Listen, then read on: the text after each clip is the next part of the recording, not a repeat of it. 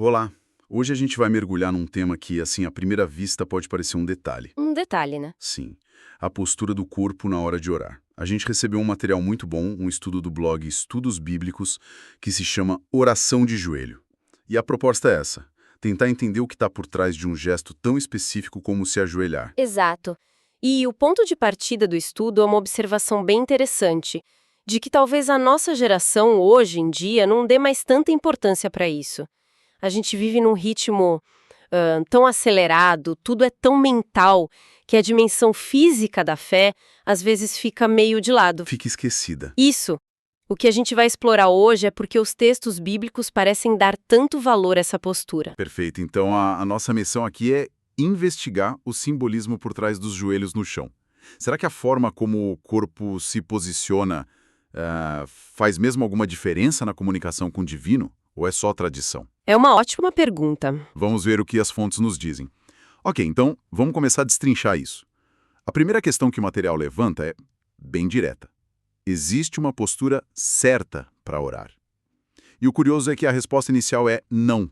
A variedade é, assim, enorme. É verdade. Quando você olha a Bíblia como um todo, encontra gente orando de tudo que é jeito. De todo jeito. Em pé, deitadas na cama, sentadas, com as mãos levantadas. A lista é longa e mostra uma liberdade muito grande. Exato. O estudo lista os exemplos. Neemias, por exemplo, orando em pé. Uhum, O rei Davi, lá em Crônicas, orando sentado. uhum. O salmista no Salmo 63, meditando deitado na cama dele.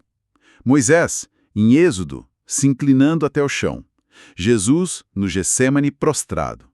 E claro, nosso foco de hoje, o apóstolo Paulo e outros orando, de joelhos. E é aí que entra o ponto central do autor do estudo. Porque, apesar de toda essa diversidade ser válida, estar registrada nas Escrituras, Sim, ele argumenta que a postura de joelhos tem um peso especial. Ele chega a chamar de a postura apropriada do corpo na oração eficaz. apropriada? Isso. Não que as outras sejam ineficazes, mas há algo a mais no ato de se ajoelhar. Espera aí, mas isso não soa um pouco contraditório? Se a Bíblia mostra tanta gente orando de formas diferentes e sendo ouvida, por que essa insistência numa postura específica? Ótima pergunta. Qual é o raciocínio dele para dar esse peso todo aos joelhos? O argumento dele não é sobre uma regra, sabe? É mais sobre concordância, sobre comunhão. Ele cita duas passagens para construir essa ideia. Uma é de Amós, andarão dois juntos se não estiverem de acordo, Uhum. e a outra de Mateus, sobre o que for ligado na terra ser ligado no céu. A interpretação que ele oferece é que a postura física, especialmente quando é compartilhada, se torna um reflexo visível, um símbolo dessa concordância espiritual. Ah, entendi. É como se o corpo estivesse dizendo a mesma coisa que a alma. O corpo alinhado com a intenção. E é nesse ponto que a coisa fica realmente fascinante, porque o estudo conecta esse ato físico com o significado original da palavra adorar. Exatamente. Vamos pegar o grego, a língua do Novo Testamento.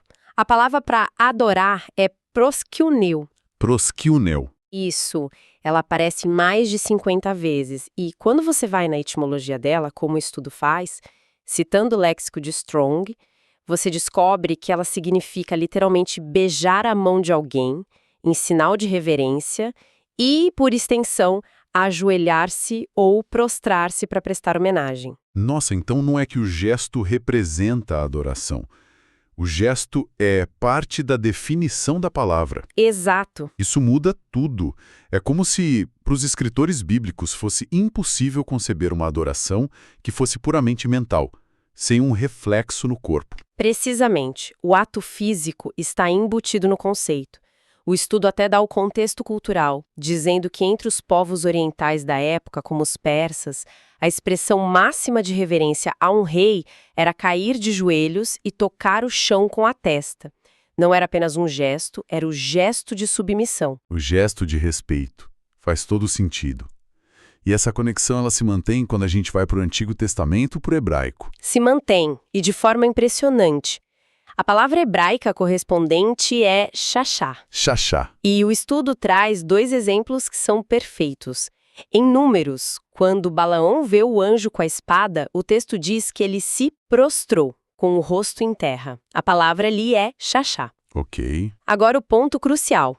Em Gênesis, quando Abraão sobe o monte para sacrificar Isaque, ele diz aos servos dele: eu e o rapaz iremos até lá e, havendo adorado, xaxá, voltaremos. É a mesmíssima palavra. Então, o ato de se julgar no chão diante de um anjo e o ato de ir adorar a Deus no monte. São descritos com o mesmo verbo. A conexão não podia ser mais explícita. Exatamente. E tem um versículo em Neemias que o estudo cita que amarra tudo isso de forma muito visual.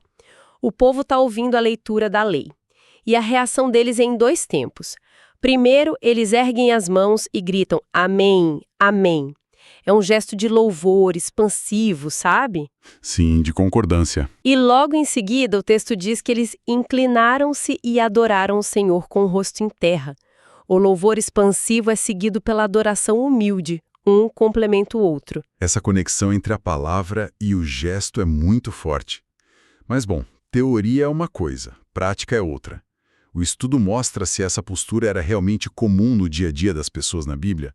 Tipo, quem de fato orava assim em momentos importantes? Assim, a fonte dedica uma boa parte a listar exemplos práticos para mostrar que isso não era só uma ideia teórica. E a lista é de peso. No Antigo Testamento, por exemplo, a gente tem o rei Salomão, no auge do reinado dele, depois daquela oração grandiosa de dedicação do templo. Um dos momentos mais solenes da história de Israel. Exato. O texto de 1 Reis diz que ele se levantou de diante do altar do Senhor, de se haver ajoelhado. O rei mais sábio e poderoso no seu momento de maior glória estava de joelhos. Isso diz muito.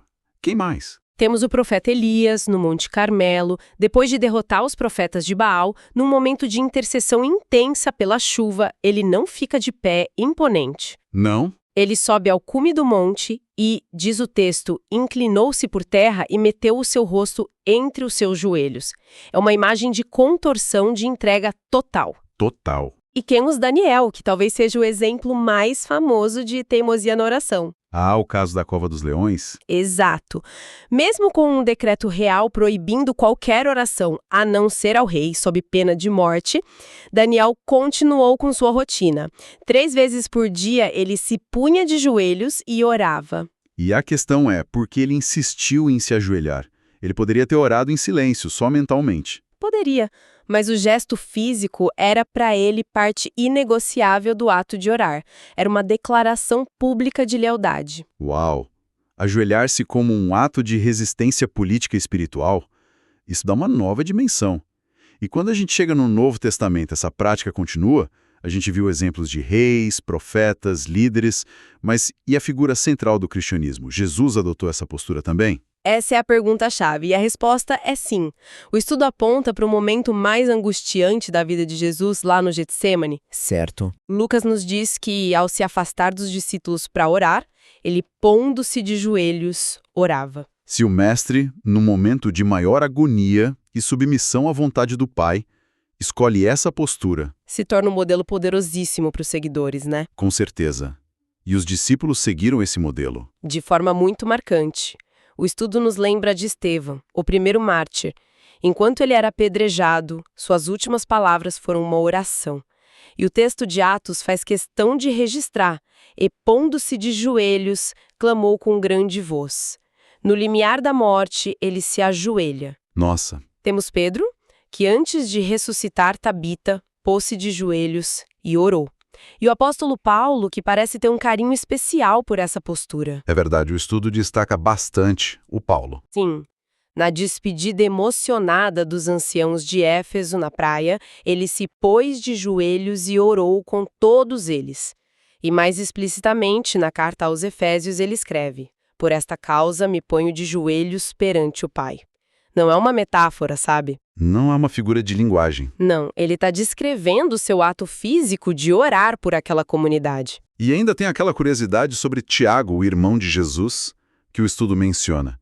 Dizem que ele tinha o apelido de joelhos de camelo. Joelhos de camelo. Dá para imaginar o que é preciso para ganhar um apelido desses. A imagem é quase dolorosa, mas mostra uma dedicação física que a gente hoje mal consegue conceber. Exato. A tradição da igreja, segundo os comentaristas que a fonte cita, diz que os joelhos dele eram calejados e grossos como os de um camelo, de tanto tempo que ele passava em oração. Impressionante. Isso eleva a prática de um ato pontual para um estilo de vida de devoção. E o interessante é que essa valorização do gesto não é exclusiva do judaísmo ou do cristianismo. Ah, o estudo expande para outras religiões também. Sim, e o ponto não é fazer uma comparação teológica, mas mostrar a universalidade do simbolismo. Ele menciona que muçulmanos e budistas também têm na oração de joelhos ou na prostração uma prática central. Interessante. Isso sugere que há algo intrinsecamente humano em associar o ato de se ajoelhar com reverência, submissão e entrega a uma realidade maior. Ok, então, depois de passar pela etimologia, pelos exemplos e até por outras culturas, qual é o simbolismo central que o estudo quer transmitir? O que ajoelhar-se realmente significa nesse contexto? A mensagem principal é que ajoelhar-se é a expressão física de 3 atitudes internas: humildade, reverência e dependência. Humildade, reverência e dependência. Isso. Não é uma regra mágica, mas uma exteriorização de um estado de espírito. E o material dá algum exemplo prático de como essa atitude se manifesta? Sim, e é um exemplo muito bom, o do leproso que procura Jesus no Evangelho de Mateus. Ele não chega exigindo, ou negociando, ou declarando a cura dele. A abordagem dele de joelhos é: Senhor, se quiseres, podes purificar-me. Se quiseres. A condição está toda aí. Ele não impõe a própria vontade. Exatamente. A postura dele reflete as palavras. É uma submissão total à soberania e à vontade de Jesus. O autor do estudo contrasta isso com o que ele vê como uma tendência moderna de tentar decretar ou exigir coisas de Deus, como se a fé fosse uma ferramenta para dobrar a vontade divina à nossa. O leproso, de joelhos, encarna a atitude oposta, a completa dependência. O corpo dele já estava dizendo: eu dependo de você, antes mesmo dele abrir a boca. Isso é muito poderoso. E o estudo também analisa uma oração específica do apóstolo Paulo, certo? A de Efésios. Sim, eles levam isso para um lado bem teológico. É aquela passagem que Paulo diz: me ponho de joelhos diante do Pai. Certo. O que acontece depois dessa declaração? Ele pede para que os cristãos sejam fortalecidos com poder, mediante o seu espírito, no homem interior, para que, como resultado, habite Cristo nos vossos corações, pela fé. Ou seja, tem uma dinâmica aí envolvendo o Pai, Filho e Espírito Santo. Precisamente. O autor destaca que o ato físico de se ajoelhar diante do Pai é o ponto de partida para uma ação que envolve toda a Trindade. O Pai ouve a oração, o Espírito Santo concede a força interior e o resultado é a habitação do Filho, Cristo, no coração. Entendi. A postura física nesse modelo não é um fim em si mesma, mas o gatilho, o início de uma profunda dinâmica espiritual. Certo. Depois de toda essa análise, de todos esses exemplos, qual é a conclusão? A gente deve sair daqui e só orar de joelhos a partir de agora? Não, de forma alguma. O autor faz questão de amarrar as pontas e dizer que não se trata de criar uma regra ou afirmar que a oração deva ser feita exclusivamente de joelhos. Ufa! Como a gente viu no começo, a Bíblia está cheia de exemplos de orações válidas feitas de outras formas. Então o que fica? O que fica é a ideia de que a expressão oração de joelho se tornou um símbolo. Ela passou a representar um tipo de oração, aquela que é genuína, intensa, humilde e entregue. Faz sentido. A postura física de se ajoelhar tanto reflete quanto reforça esse estado interior. O estudo termina com uma citação de um comentarista, Dick Michaelis, que resume tudo perfeitamente. Podemos orar de todo jeito, porém quem está ajoelhado está prostrado. Gosto disso. É inequívoco. Não há como interpretar mal o gesto de alguém de joelhos. No final das contas, o que importa é a sinceridade do coração. Mas o que esse estudo argumenta, e de forma bem convincente, é que o corpo pode ser um aliado poderoso para expressar e até aprofundar essa sinceridade. Exatamente. O corpo e a alma não estão em caixas separadas. Eles trabalham juntos. E a reflexão que a fonte nos provoca é sobre como um simples ato físico pode moldar e não apenas expressar uma experiência espiritual. Isso levanta uma questão interessante para os nossos dias. Qual? Em uma cultura que valoriza tanto a autoconfiança, a postura ereta, o olho no olho, a independência, qual é o lugar para um gesto físico que simboliza explicitamente o oposto? A submissão, a humildade, a dependência? É uma boa pergunta. Adotar essa postura, mesmo que só na esfera privada, poderia transformar a maneira como uma pessoa se posiciona e age no mundo público. Fica aí a reflexão.